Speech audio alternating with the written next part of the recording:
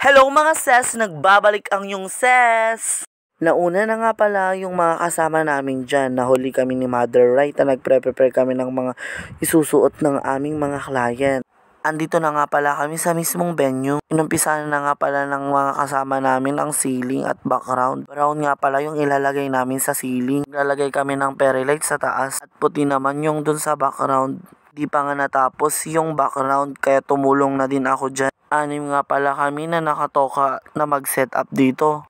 Kami nga palang gagawa ng stage kami ni Maring Lito. At yung iba naman ay magsisiling. Tulong-tulong nga pala kaming lahat dyan para matapos. Ito na nga pala yung mga kasama ko. Yan pala si Patrick Loren. Nahihiya pa siya dyan. Kaya agad-agad na akong tumulong sa background. Di pa nga nila natapos yung ceiling dyan. Ang nagpapahirap talaga dito ay yung ceiling. Buti na lang magaling yung nagsisiling sa amin. Mamang pala yung tawag namin doon sa nagsisiling. Perfect ang kanyang pagsisiling dyan. Sa mga katulad namin dyan na nag-e-event, minsan mahirap din talaga to. May mga maririnig ka pa sa mga customer na kung ano-ano. Yung mga iba nga, yung mga ninong at ninang. Minsan nga sinisigawan pa nila yung mga supplier. Kagaya nga yung nag-attend dito na isang ninang. Sinigawan yung isa naming supplier dahil hindi na nga siya makapaghintay. Super tagal ang paglalagay namin dyan sa background. Yung isang kasama namin kasi yung naglalagay dun sa taas. Kami din naman ang nagpupush pin dun sa baba ni Mother Rai. Ganyan nga pala yung stage namin. Vander nga pala yung napili nilang motif kaya nilagay namin sa gitna. Hindi ko na pala na video yung iba. Sa super busy. Pa-eme-eme lang ako na naglalagay dyan ng screen. Yung puting lips nga pala yung ilalagay ko dyan. Super ganda pala niya pag nabuka-buka. Ganyan nga pala yung napili nilang design ng kanilang stage. So ayan na nga, nagabihan na nga kami at naglalagay na yung mga kasama ko sa taas. Fairy lights nga pala yung nilalagay nila doon sa taas.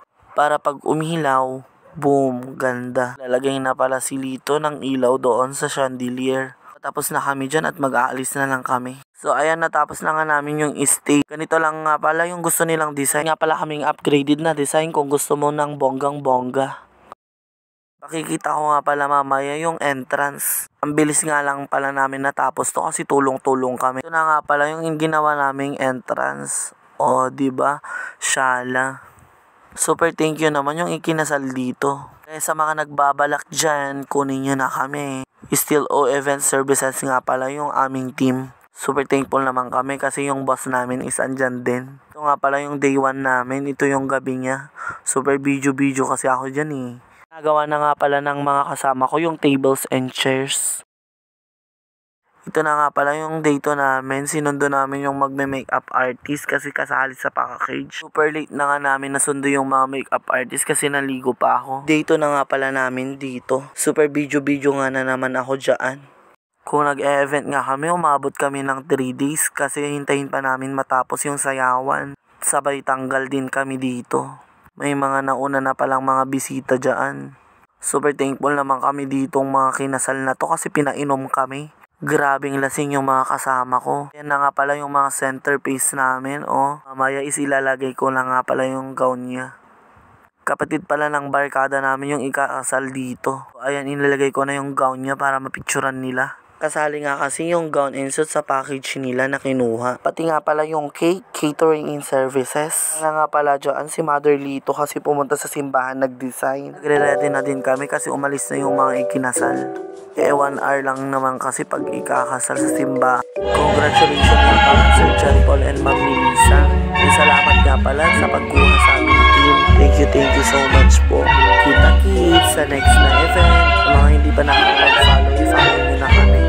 Parating na nga pala yung mga ikakasal dyan. Kaya nag-aayos-ayos na kami. Mga hindi pa ikinasal dyan, i-avail nyo na kami. I-message nyo lang kami for more information po. Still O Event Services nga pala. Thank you so much. Bye-bye.